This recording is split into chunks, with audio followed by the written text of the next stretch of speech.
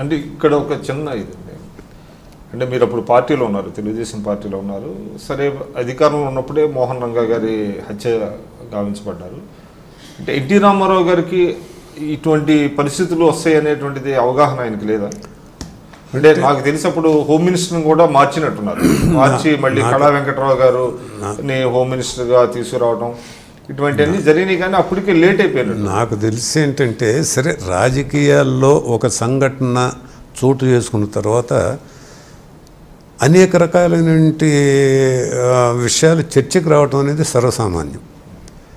NT Ramarao గారు రాష్ట్రానికి ముఖ్యమంత్రిగా ఉన్నాడు.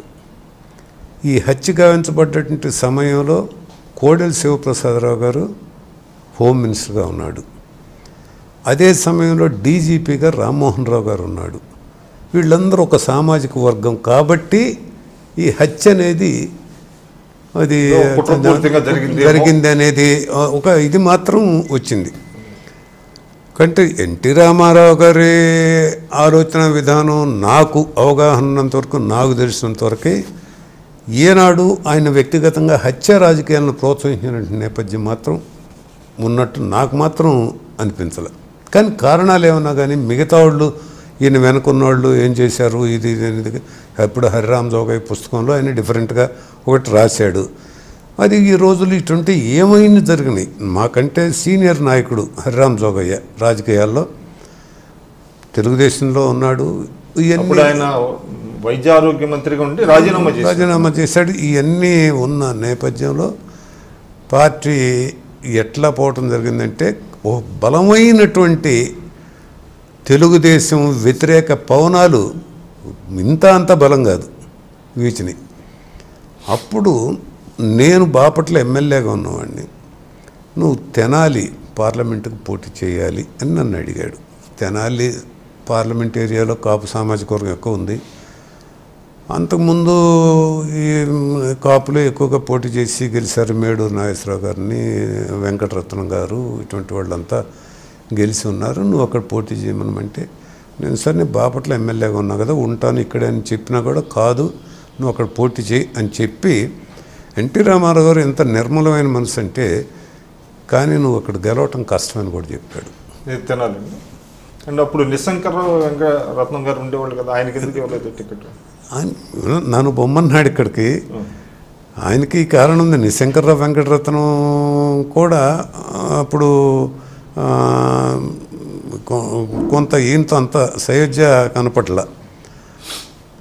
నన్ను పిలిచి పొమ్మనమంటే, నేను ఎందుకంటే ఇక్కడ ఉంటాను అంటే, కాదు కూడా పొమ్మనమని. తెనాలి కాపు సామాజిక వర్గం ఎక్కువ కాబట్టి, మొన్న వంగవీటి మోహన్ రంగా హత్య తదుపరి పరిణామాలు చూసుకుంటే కాపు సామాజిక వర్గం వ్యతిరేకంగా మనకు వెళ్ళే ఇది ఉంది. ఏదైనా నీ మీద ఒత్తిడి వచ్చిన నా రోజు కాపు సామాజిక వర్గంలో ఉన్నట్టు నా సోదరులు చాలామంది కూడా, నాకు అభిమానులు కూడా నన్ను రాజీనామా చేయమని ఒత్తిడి చేశారు. పార్టీ నుంచి నాకు ఎమ్మెల్యేగా నువ్వు రాజీనామా చెయ్యి, పార్టీ నుంచి రాజీనామా చెయ్యి, ఇవన్నీ నా మీద ఒత్తిడి చేశారు. ఒత్తిడి చేసినా కూడా ఇప్పుడు నా రాజీనామా చేస్తే నేను ఇదే చెప్పాను, నేను రాజీనామా చేస్తాను. రాజీనామా చేస్తే చనిపోయినటువంటి వంగవీటి మోహన్ రంగా మళ్ళీ బతికి వచ్చేటటువంటి అవకాశాలు లేవు. పైగా ఇదేదో ఒక ఈ హత్య జరిగిన తర్వాత ఈ హత్య పలానా వాళ్లే చేశారు అనేటువంటి దానికి దాఖలాలు లేవు.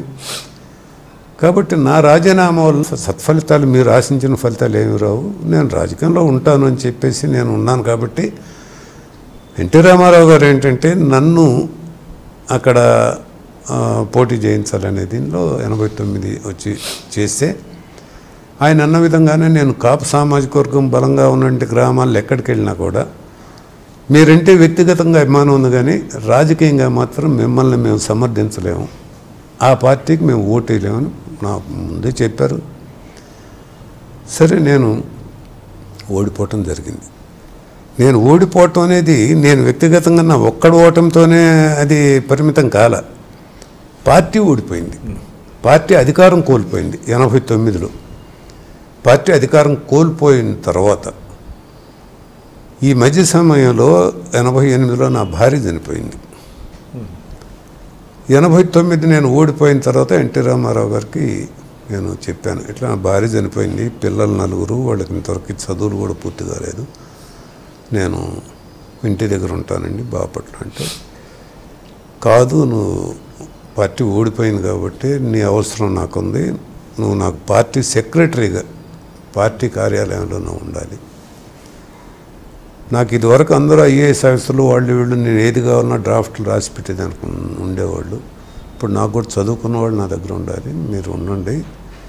వారానికి 2 రోజులు శనివారాల్లో బాపట్ల వెళ్ళొద్దురు కావాలంటే మీరు మాత్రం నా దగ్గర పార్టీ సెక్రటరీగా విధులు నిర్వహించాలని మొట్టమొదటిగా. భుజంగరావు గారు లేరు? భుజంగరావు గారు ఉన్నాడు. అంతకుముందు అక్కడి నుంచి 89 ఎన్నికల తర్వాత ఆయన లేడు. ఆయన కార్యాలయ కార్యదర్శి అదే పదవి. దానిలో చంద్రబాబు నాయుడు గారు ఒక జనరల్ సెక్రటరీ, మాధవ్ రెడ్డి గారు ఒక జనరల్ సెక్రటరీ రాయలసీమ నుంచి,